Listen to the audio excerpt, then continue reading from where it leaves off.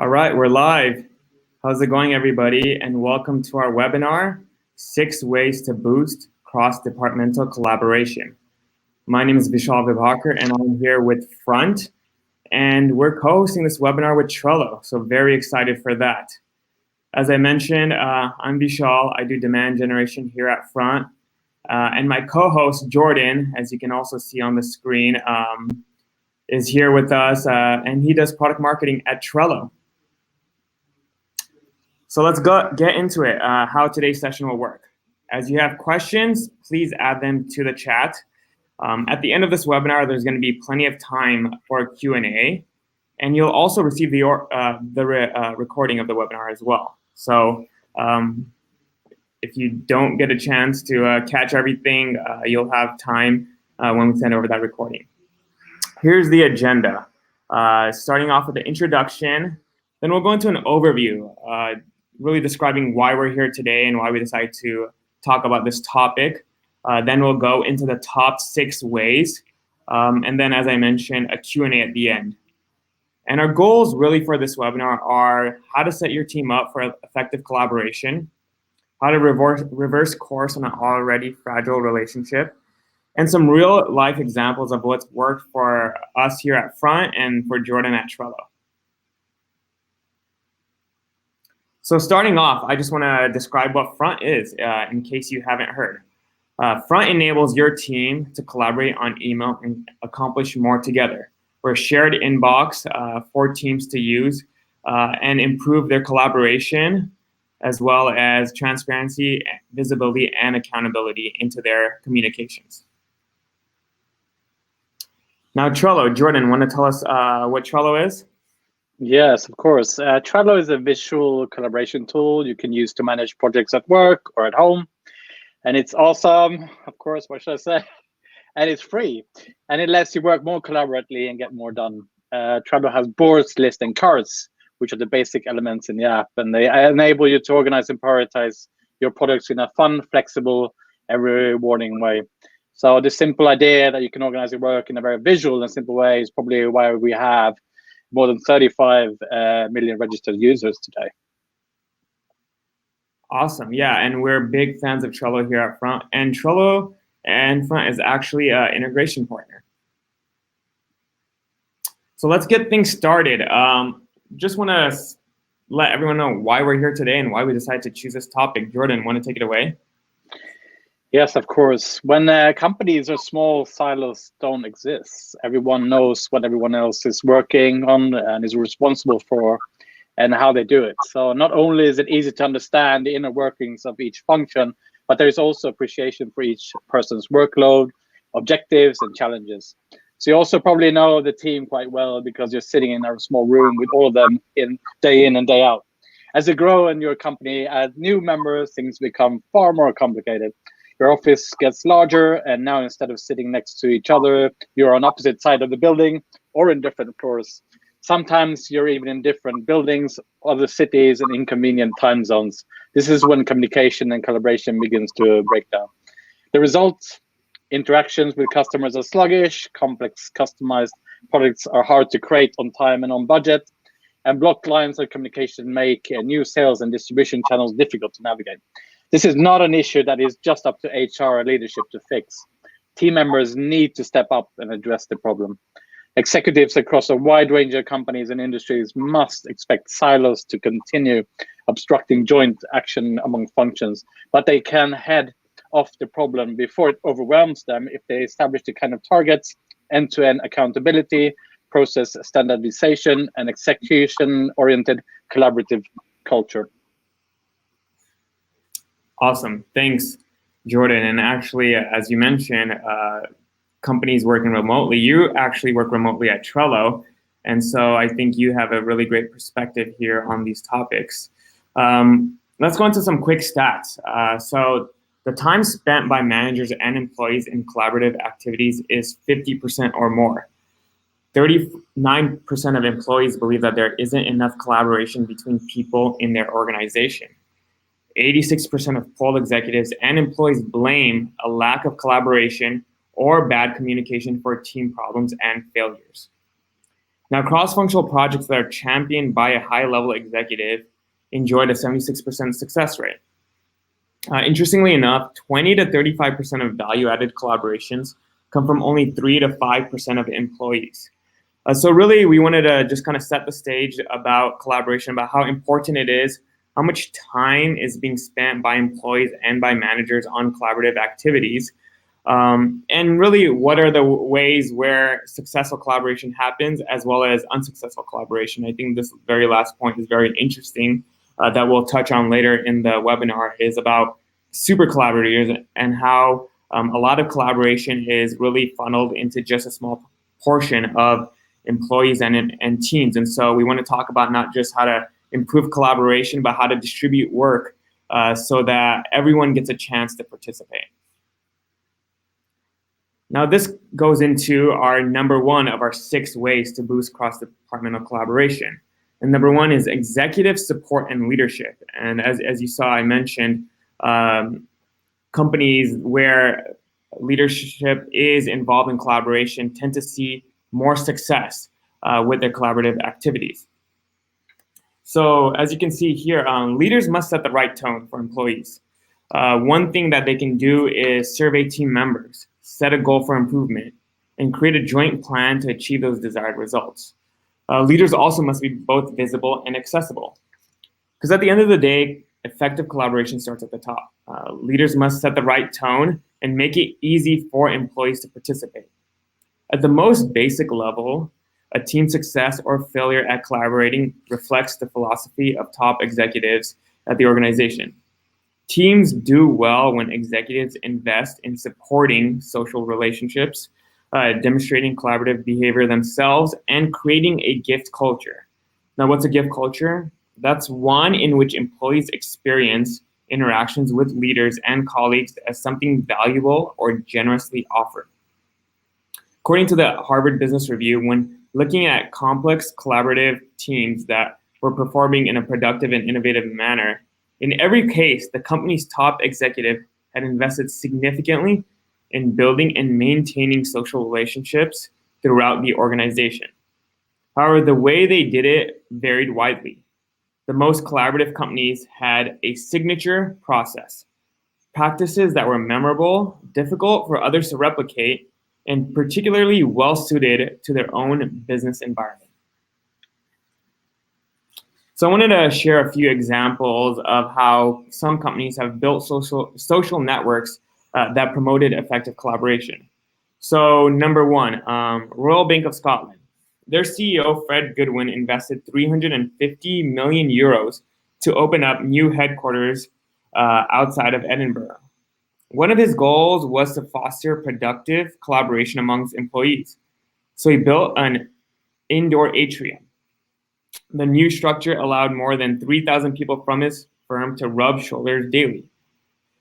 Later on, the Harvard Business Review was able to poll the RBS teams, and they found that very strong relationships occurred, likely due to this new atrium.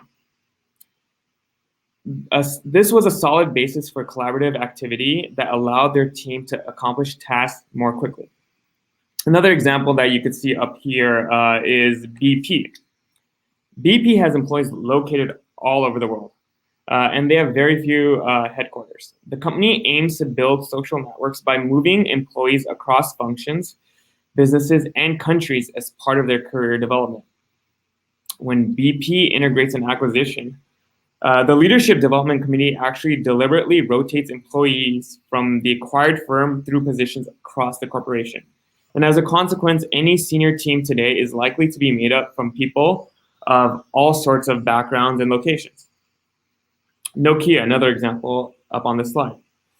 At Nokia, informal mentoring begins as soon as someone steps into a new job. Typically, within a few days, the employee's manager will sit down and list all the people in the organization. No matter in what location, they encourage how useful it is for the employees to meet those people. The manager will sit down with the newcomer, review topics that the newcomer should discuss with each person on the list, and why establishing a relationship with him or her is important. It is then standard for the newcomer to actively set up meetings with the people on the list. even if it means traveling to other locations.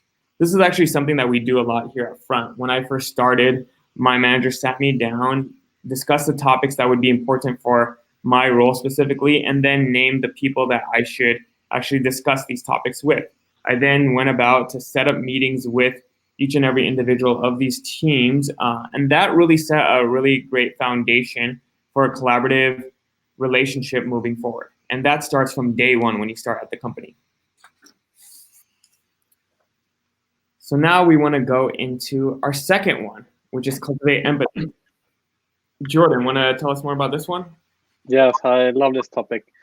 If employees do not work well together, problems can arise. As a consequence, you can see poor organization, missed deadlines, and conflict within the workplace.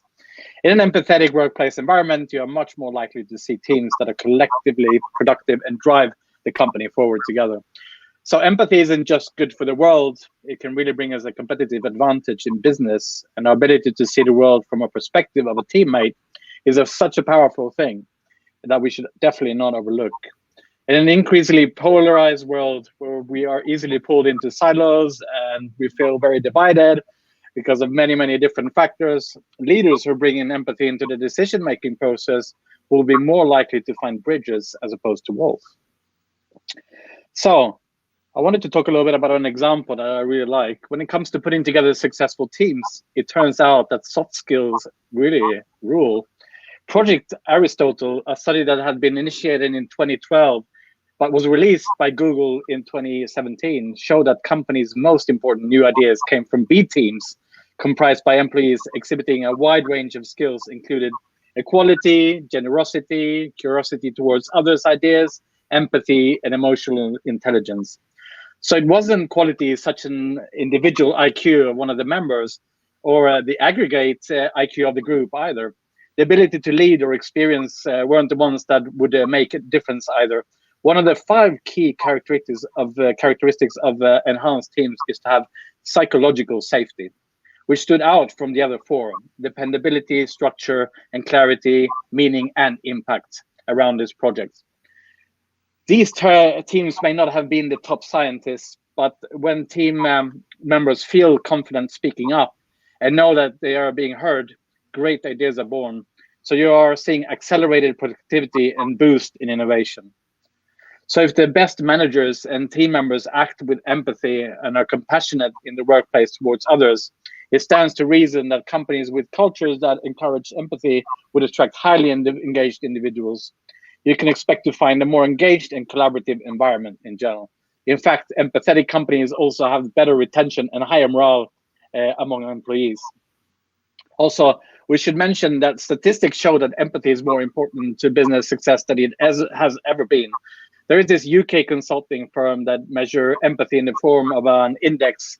And back in 2016, they saw that the top companies in that index increased the value more than twice than the bottom 10 and generated 50% more earnings. So empathy gives us greater competitive advantage and market value as well. But how can we apply this kind of sense of empathy in business? There are actually some easy ways that we can start with and boost it from day one. So firstly, it's about the individual on your teams, and they aren't all motivated by money. So this one is easy. Wouldn't it be better to just ask a member what they would like instead of just giving them like a lump sum of money? The second one is about respect.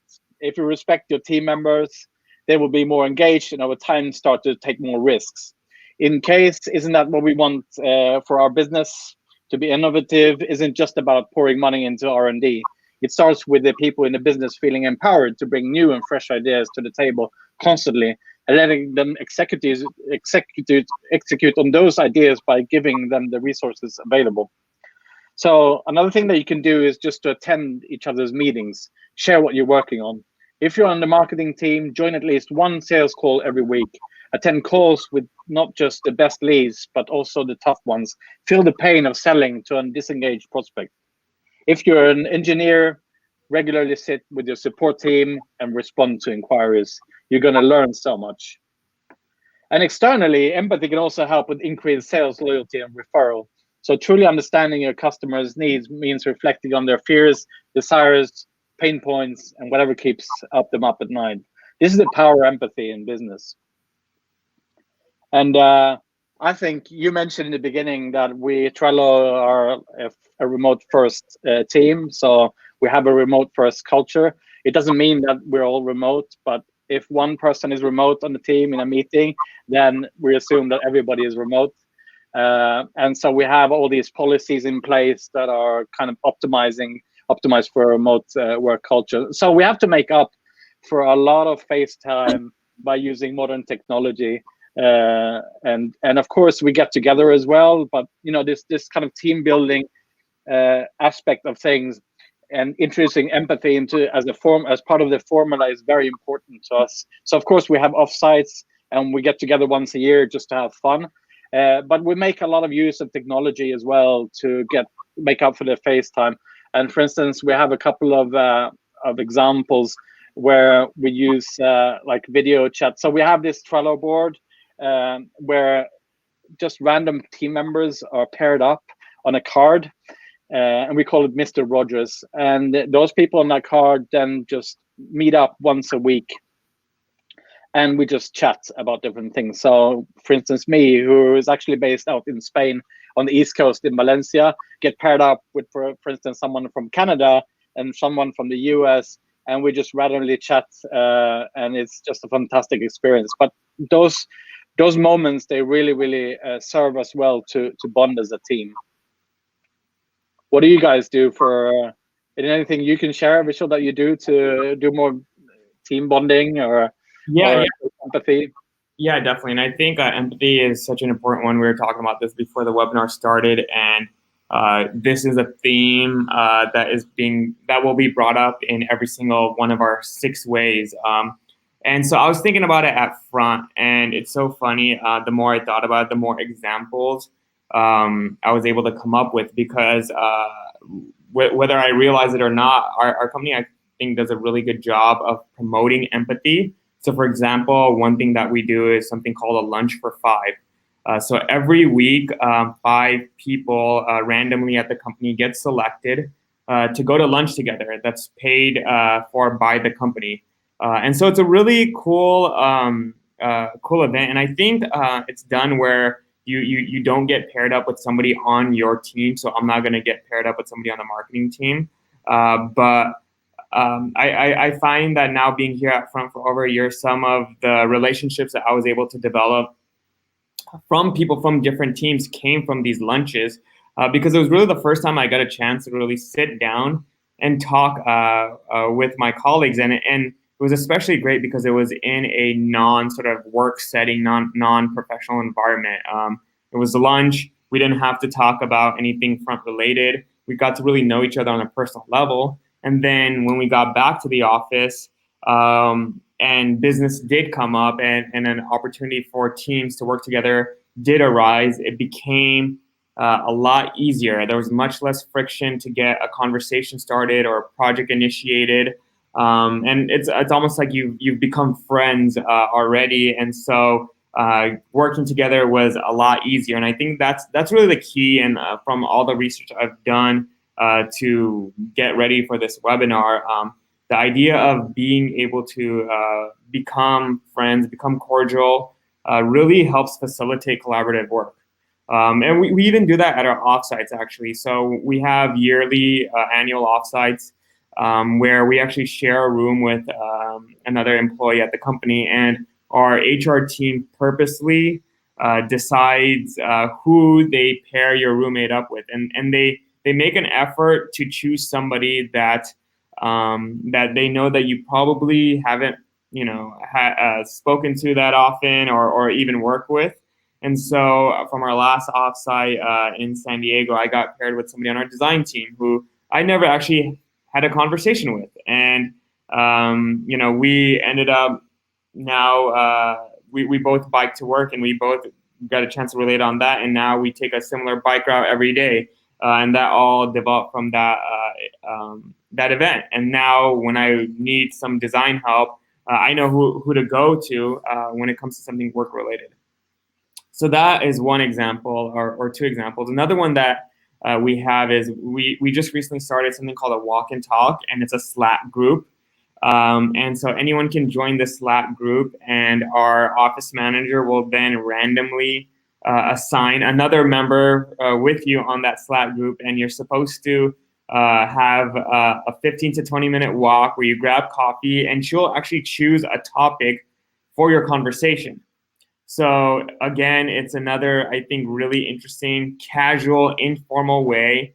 The fact that she also chooses a topic prevents any bias of conversation. So if I'm a sports fan and the other person is not, I'm not going to like resort to talking about something that I know a lot about and the other person doesn't.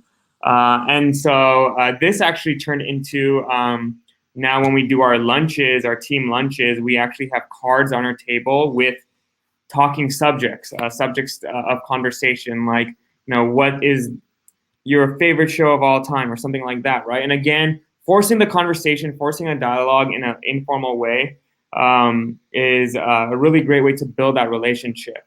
The last example that I wanted to share is actually our support team does this. So every Monday we have an all hands meeting, and every other Monday after the all hands meeting, our support team sets aside 30 minutes where you sit down with the team and you actually work with them.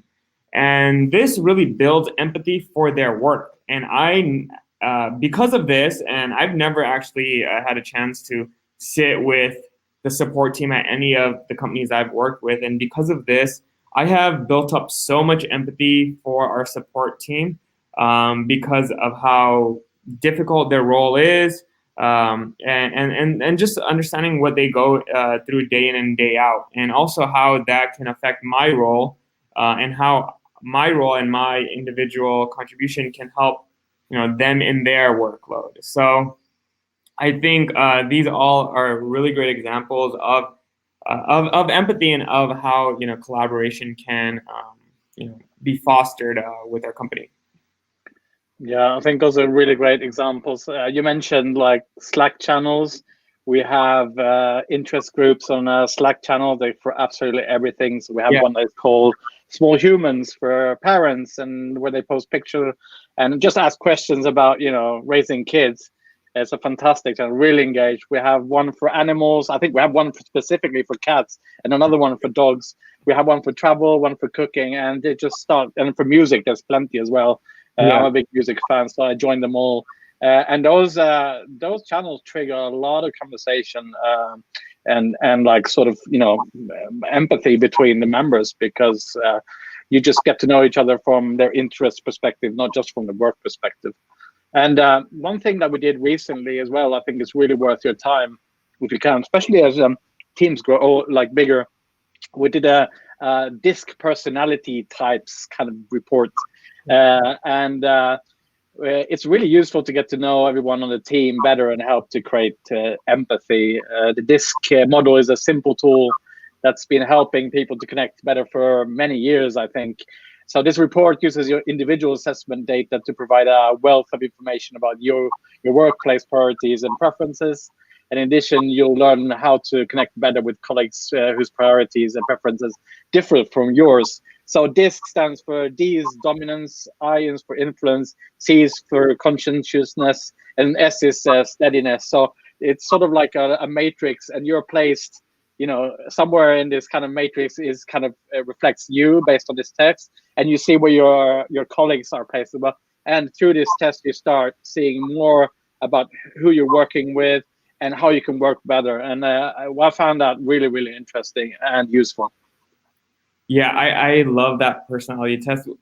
We did something very similar. I don't think it was called this, but it's basically the same thing, a matrix of where you kind of fall under. And all new hires do this. And we actually have new hires create a card of themselves, a picture of themselves with some information about them. And then at the very bottom, it shows what their personality is. And so you have a better understanding of how they like to work and how you could work better with them. And we actually ask our employees to just write that out. How do you want to, how do you like to communicate? Do you like to communicate over Slack, over email, or things like that?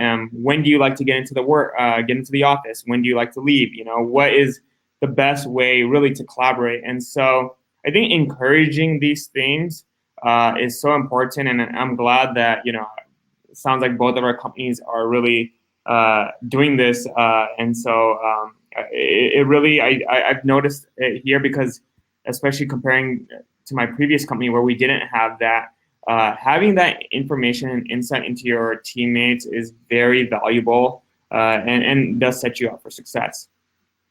One question I wanted to ask you, Jordan, is because you are working remotely, and you mentioned that Trello is mostly a remote company, or I'm not sure if it's mostly, but it's something that it's encouraged. How often do you get a chance to meet face to face? Yeah, I mean, I think we're over 65% of the 200 people, or circa 200 people that are working for Trello, are actually working remotely. We have an office in New York as well, so we have like sort of a hybrid culture. But good question. So we have what we call the Trello Together, and that's a one time a year gathering of the whole company, where we get together just for fun. I mean, if we need to get work done there, something is wrong. So we should be able to get all our stuff done in a remote environment. And then, of course, we have offsites as well. So this depends a little bit on the teams, but the offsites can be 1 or 2 twice a year. So we get to see each other, a fair amount of time. And yes, those are great moments as well. We really celebrate those moments when we get together, whether they're offsites and more sort of work oriented or just for fun. I always look forward to them. And it's funny how we, managed to build such a strong connection in a remote culture where, physically we're not sitting in the same space, but just using modern technology, we managed to build these personal connections. So. Yeah, that's awesome. Yeah, because I was when we got this webinar kicked off, I was chatting with Jeannie in LA, who then connected me to you in Barcelona, and then I was in Portland a couple of weeks ago, and I met your colleague Nay, who was there working remotely there, and everyone knew each other. It seemed like very well. Yet you're on all parts of the country and the world, so that's really cool that you have that sort of culture there. Cool. So I'll go into number 3, speaking the same language. So according to research by the Harvard Business Review, again, although teams that are large, virtual, diverse, and composed of highly educated specialists are increasingly crucial for challenging projects, those same 4 characteristics make it hard for teams to get anything done. To put it another way, the qualities required for success are the same qualities that undermine success. Members of complex teams are less likely to share knowledge freely, to learn from one another, to flexibly shift workloads and break up unexpected bottlenecks, to help one another complete jobs and meet deadlines, and to share resources. So in other words, to collaborate. They're less likely to say that they sink or swim together, want one another to succeed, or view their goals as compatible. Teams have grown considerably over the past 10 years. A decade ago, the common view was that a true team rarely had more than 20 or so members. Today, according to the research, many complex tasks involve teams of 100 or more. However, as the size of a team increases beyond 20 members, the tendency to collaborate naturally decreases. Under the right conditions, large teams can achieve high levels of cooperation. But creating those conditions requires thoughtful and sometimes significant investments in the capacity for collaboration across the organization. Working together virtually, as we just talked about, has a similar impact on teams. The majority of those in this study had members spread across multiple locations, and in several cases, in as many as 13 sites around the globe. But as teams became more virtual, cooperation also declined unless the company had taken serious measures to establish a collaborative culture. And so bottom line is all of this can be preventable.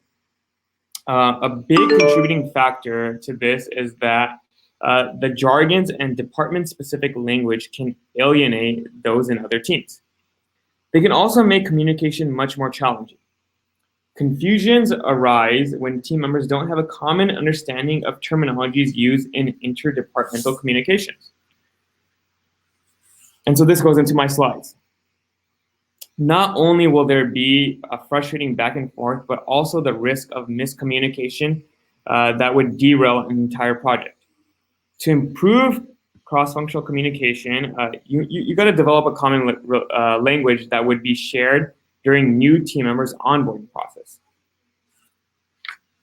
Learn from past miscommunications to see where disconnect and misunderstanding happen.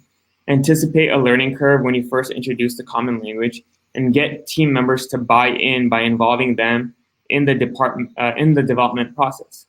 Now, here are some ways to do this. Develop a shared terminology that is included in your trainings and employee onboarding. Encourage team members to learn basic terms that are used by other departments. And leverage collaboration tools like Front that allow multiple departments to easily connect and communicate in a shared space. Front features like shared drafts, app mentions, and internal discussions allow stakeholders from various teams to meet and resolve joint problems. Front allows you to create a shared inbox that multiple team members can manage. You can assign each other emails, comment behind the scenes instead of forwards and CCs to resolve issues and coordinate. You can leverage rules to actually automate your workflow. You can automatically assign, tag, and send canned responses. And due to the visibility and transparency that Front provides, your teammates will know that messages aren't falling through the cracks, or you're not creating a bad experience by double responding. So Front, if you don't know it, it's a collaboration tool where you can actually have your entire team work at a Front. So here at Front, we have teams across every single department working on Front. And I mentioned our support team earlier. And so we actually have access to the support team's inbox. They've created a shared inbox, and they have different tiers for the level of urgency for those support requests.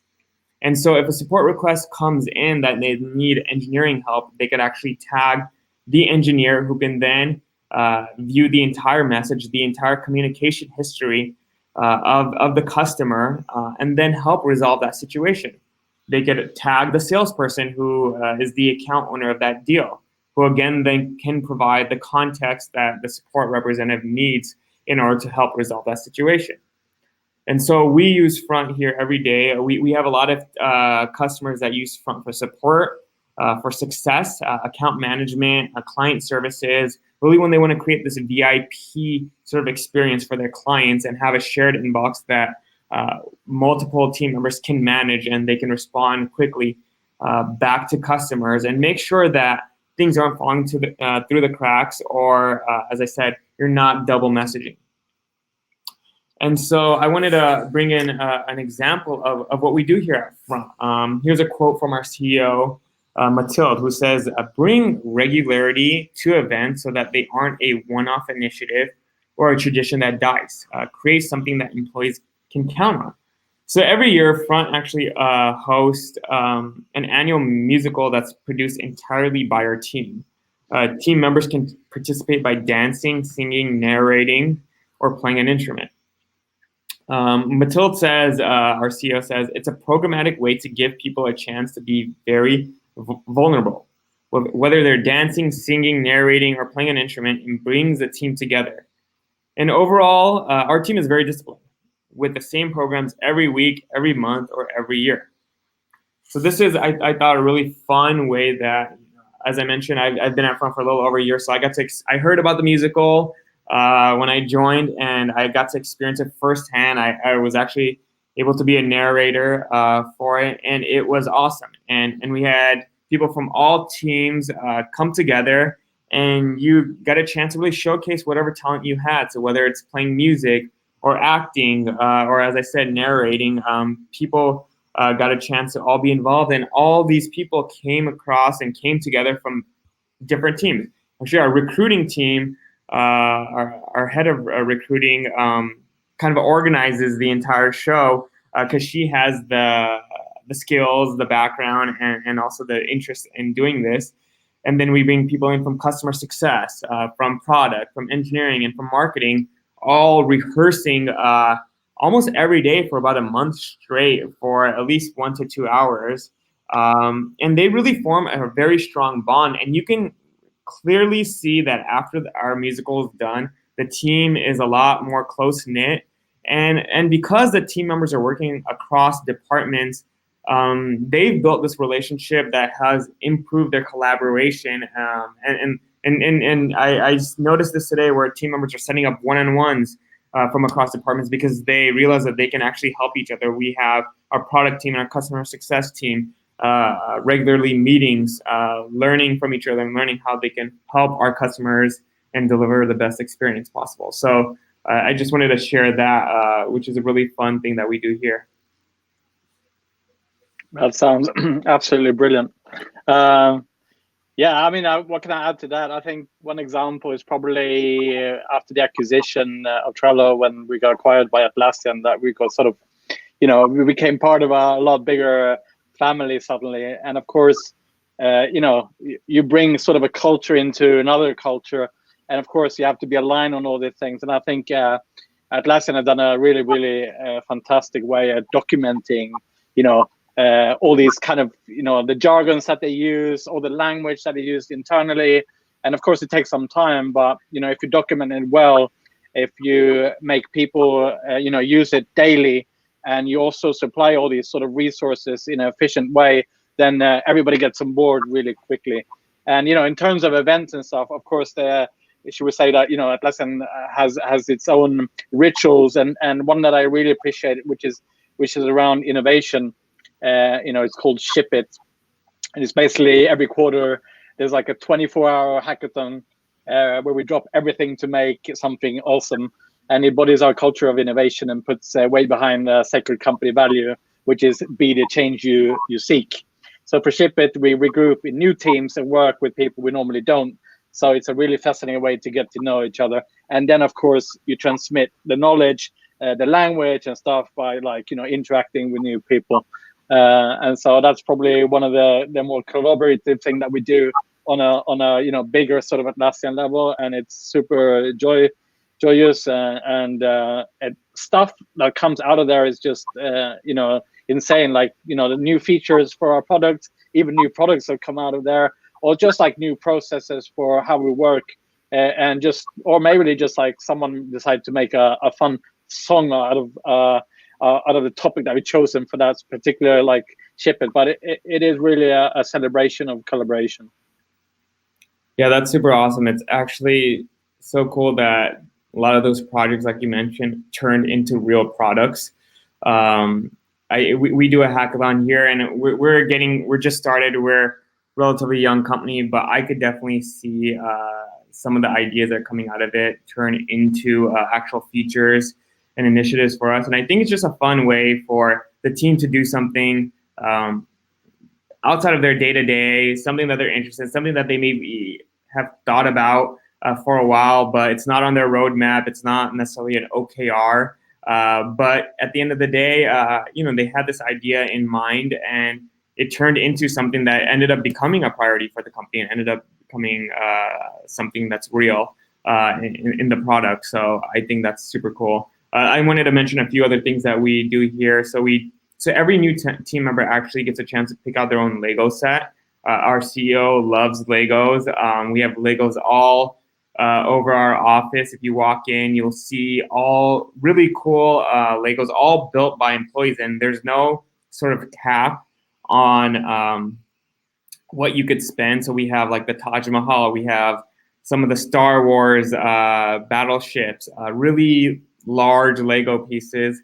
And then we also hold game nights on a monthly basis where team members can bring their Lego sets and people can work together and build those sets together. So I think doing fun things like that, doing hackathons where it's fun and it's outside of your day-to-day, again, goes back to this sort of collaborative sort of feeling that you get between team members that then translate when you are in the office and in your day-to-day and working on your project. So thanks for sharing that one. Great. So centralizing communications and responsibilities, Jordan. Yeah. So 99% of issues arise when people aren't communicating properly. You need to stay up to date on what others are working and how things are progressing. And you want to avoid a silo effect, which is the bad result of poor communication. So this is when two separate teams don't know what the others are working on, and the results can get messy. Sometimes what happens is late in the process, they find out two teams are working on the same thing, and there's an overlap, or worse, one team gets really far into a process, and a team that needed a prior input has no idea it's happening. So despite the fact that employees are more technologically interconnected than ever before, the silo effect continues to be a problem in offices of all types. When employees work in individual silos, it could take longer for a team to finish a particular project or a task. The most effective workplaces balance individual focus with team collaboration. So in a work environment where there might be a gap in the soft skills such as communication, creativity, critical thinking, and collaboration, it helps if you can enlist project management apps like Trello to help teams stay organized and provide visibilities into each other's priorities and workload. So how can you use Trello? I've collected 3 examples here. Of course, there's infinite ways of how you can use Trello. That's sort of the beauty of it, the flexibility. But I'm going to mention project management, which is one of the core ways that teams use Trello to work together on getting a goal across the finish line. And a basic project management board will include a place for resources and questions, then a Kanban-style workflow of to-do, doing, blocked, done, to give everyone a high-level view of task statuses within the project. Then customize and level up the board as you go with power-ups to other important tools like Jira, Bitbucket, Google Apps, or Slack. In the end, Trello is your project hub connecting your team and tools together. And the slide we're looking at now is the weekly team meetings. And that's another part of our daily life at work that could use some time-saving organizational tactics. I bet everybody's nodding out there right now. We use this meeting board at Trello all the time to make sure we make the most of every valuable team minute. We have every member of the team contribute to the agenda in advance and designate a meeting lead and scribe to keep it moving. And you can also keep a record here on the same board to help the team stay on track with discussed items. So everything's always in the same place. Another way to use Trello is a team knowledge-based management systems. So workers spend about 20% of their work week looking for internal info or sourcing someone to help them with a question. That's pretty insane, isn't it? We find that Trello is a great place to use as a repository for all your team's most must-have info. So you can outline who on your team does what, build a list of FAQs and important links to resources, as well as keep top-level projects, weekly tasks, and statuses in a single view. So we're no Marie Kondo, but this is definitely bringing us joy. So if I would have to give you some, I picked 3 takeaways, is pick your tools, whatever they are. Everyone on the team should use the same ones for the team collaboration, if possible, and set and spread the guidelines for using those tools. Team members should feel empowered and educated on what and how to use them. And then last one is really important as well. Review the process on a regular basis and don't be afraid to make changes to the whole thing. Awesome. Yeah, I think one thing that you mentioned that resonates for us, especially up front, is how you said how Trello is so flexible. I front very similar, is a very flexible tool. As I mentioned, we have all sorts of companies, all sorts of use cases, verticals, using support, operations, account management, and different verticals. But we actually have, I think, a pretty unique way of using Trello.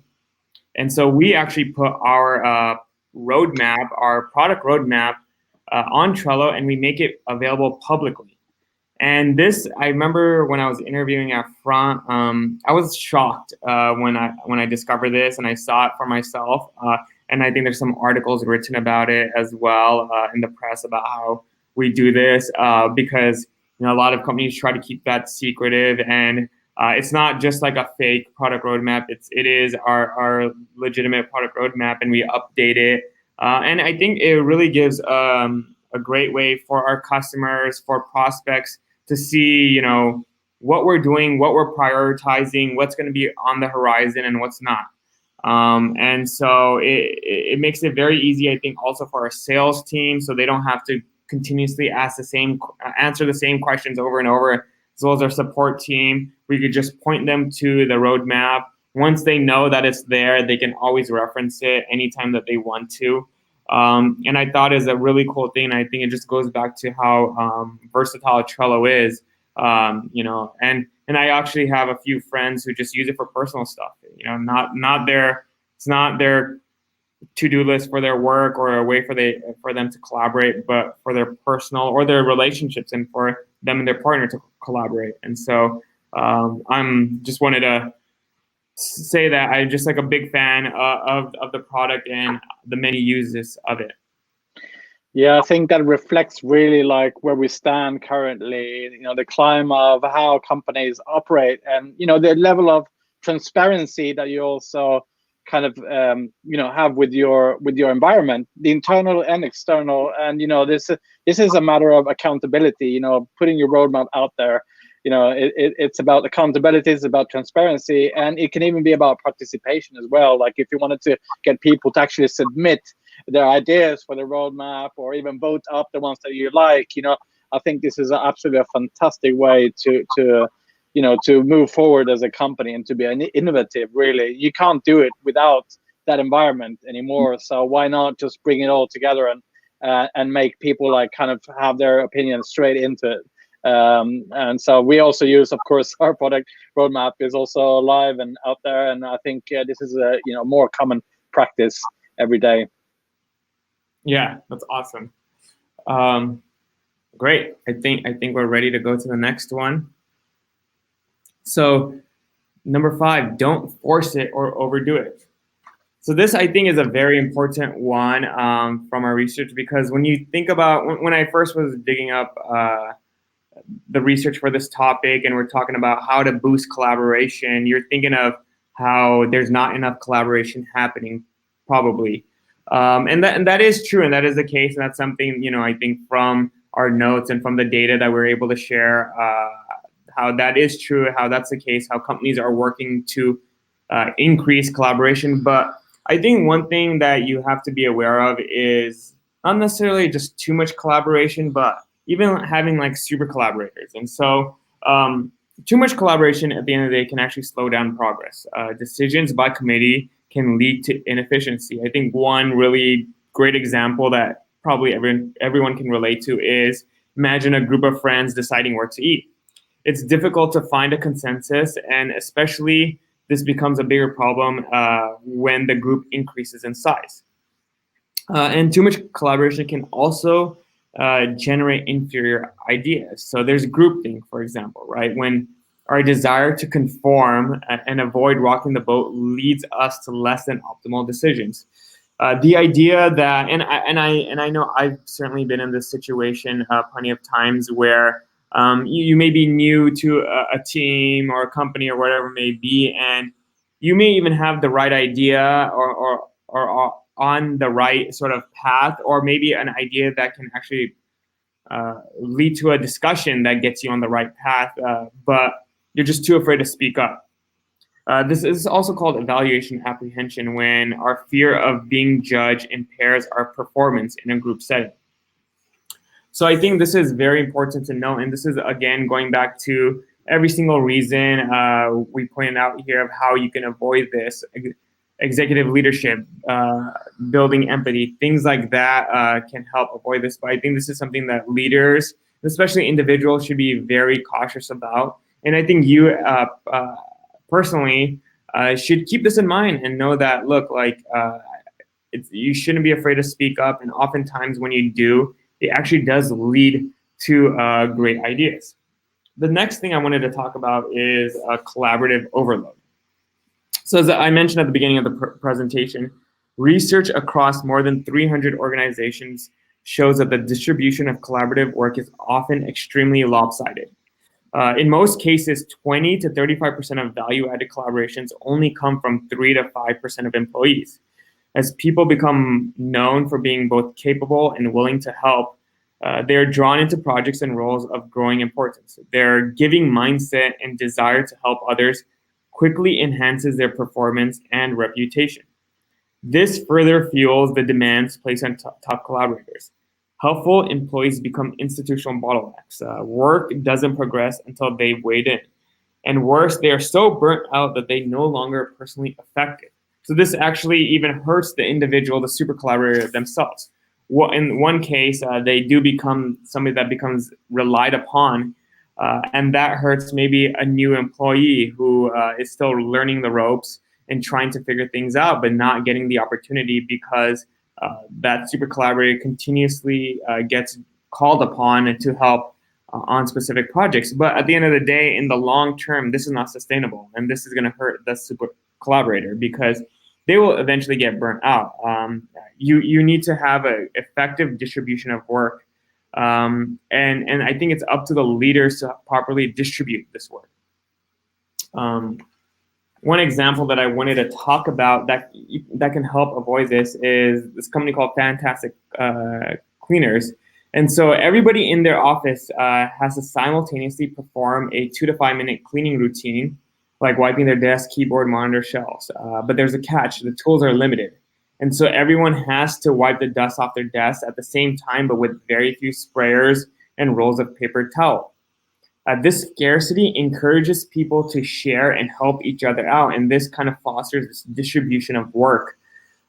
Besides providing obvious benefits, like a cleaner working environment, Dimitri, the tendency expert, says that the team building activity has boosted organization, improves long-term productivity, and develops a sense of moral discipline and shared responsibility.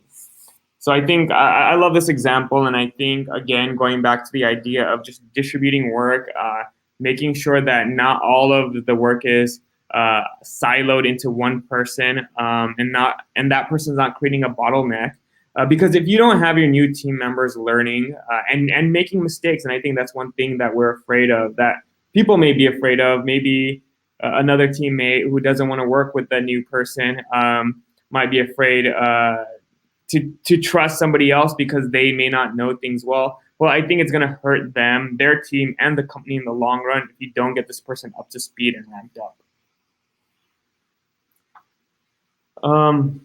Great. So I think we want to move into our last one, which is celebrating project milestones and wins. So Jordan, do you want to take this one away? Yeah, sure. So leaders need to recognize team members for their hard work and collaborative efforts. And it shouldn't come as an Employee of the Month award, which do not constitute an empathetic environment. Smart leaders will invite team members to recognize the teammates they appreciate. This time of peer recognition strengthens bond. So when we feel that others value our contributions, we feel respected. While trying to create an empathetic environment from the top down is unlikely to work, letting workers know through word and deed that work is valuable should be a daily focus.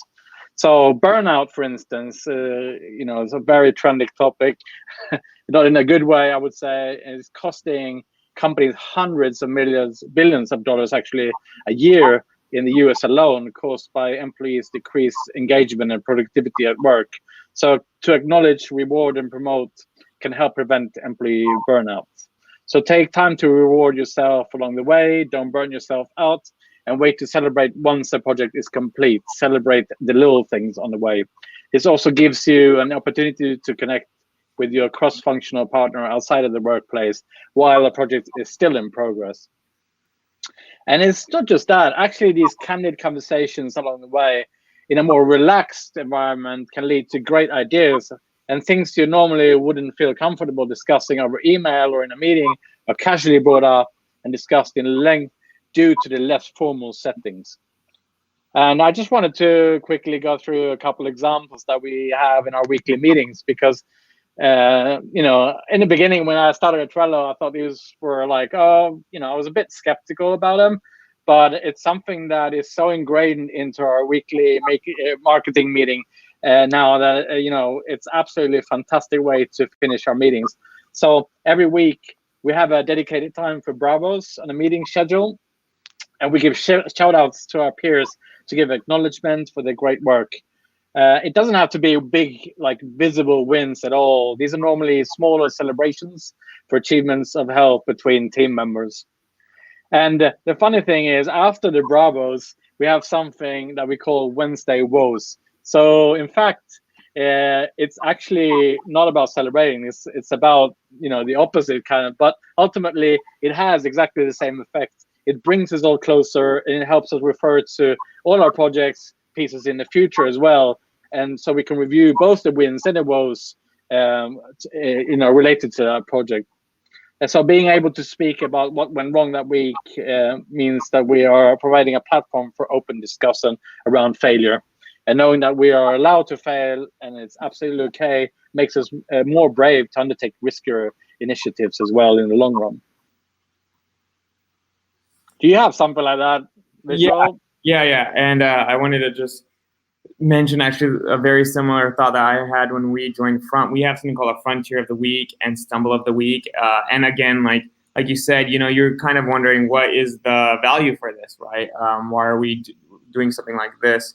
And I think the Frontier of the Week is basically an employee that's recognized on a weekly basis for something that they did that helped the team out. And I think what's great about this, and a point that you have here on the slide, is you're nominated by your peer, and peer recognition is so important.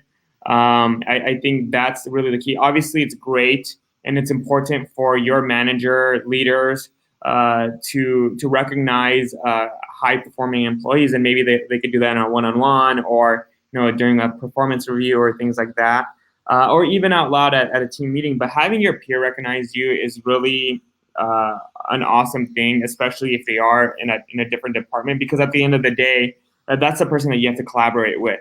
And so when they have recognized you and they've built that sort of trust with you, and kind of acknowledged that they really appreciate you, I think you end up sort of being more willing to work with them again, and feeling more comfortable working with them, and feeling more like yourself.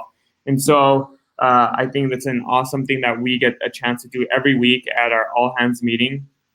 And then the other thing, and kind of similar to your Wednesday woes example, is we have something called a stumble of the week. And this is a self-nominated sort of award that somebody can give themselves when they feel like they've done something that didn't go the right way.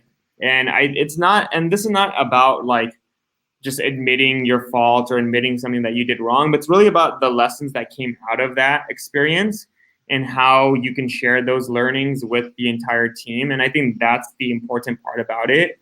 Obviously, I think humility is something that we like to promote here at Front, and people always, I think, can relate to it, or appreciate somebody being humble, but it's also being able to take that lesson so that you don't have your own stumble, you're not repeating the same mistake, is also extremely important in terms of, again, fostering collaboration. You've developed this extra trust, you've got now a learning from that person, and again brings the team together and improves the entire sort of skills of the entire team. So I love both the recognition aspect of it, and also the sort of like vulnerability, humility, and the sharing of the learning aspect of it. Yeah, I mean, I think one of the key things that we were told from our managers, like for this next quarter, was basically, measure or have in mind, if you don't have any woes to tell, maybe you didn't push yourself enough, maybe you didn't take the risk that you should. So it also, like, you have to, if you're encouraged to take risks in that environment, you'll be able to speak out about it. I think you're going to enjoy the workplace a lot more. That's definitely the effect that it has on us, that we feel free to go and push ourselves a lot more, and go into territory that isn't is unknown.